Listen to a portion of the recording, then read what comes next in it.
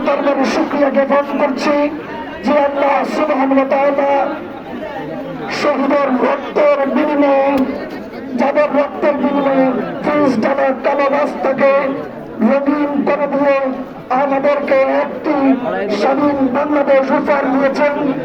তালিমের দরবারে তাদের জান্নাতের সর্বোচ্চ কামনা করছি।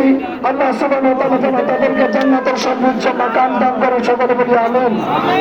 সম্মানিত উপস্থিতি, আমি আজকের এখানে আরো স্মরণ করছি যারা বাংলাদেশের মধ্যে এই দেশকে স্বাধীনভাবে চালাতে গিয়ে, দেশের শান্তি শৃঙ্খলা ফিরাতে গিয়ে শেখ হাসিনা নামক সন্ত্রাস বাহিনীর কাছে নির্যাতনের শিকার হয়েছে।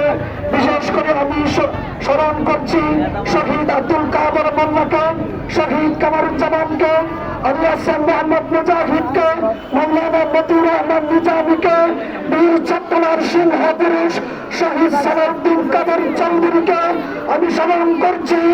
বাংলার বাপ, বাংলার সিংহ পুরুষ আল্লামা দেলোয়ার হোসেন সাইদিকে আল্লাহ সুবহানাহু ওয়া তাআলা তাদের সকলকে জান্নাতের উচ্চ মাকাম দান করুক, সকলে বলি আমিন। উপস্থিতি, আমাদের কেন্দ্রীয় দায়িত্বশীলদের থেকে যে ঘোষণা এসেছে, আমরা সকলে শান্তি শৃঙ্খলভাবে থাকবো। মক্কা বিজয়ের সময় যখন নবী করিম সাল্লাল্লাহু আলাইহি ওয়াসাল্লাম ক্ষমতা নিয়েছেন, তখন যেই সকল মুশরিকরা ছিল, যেই সকল সাধারণ মানুষ ছিল, তিনি সকলের জন্য সাধারণ ক্ষমা ঘোষণা করে দিয়েছেন।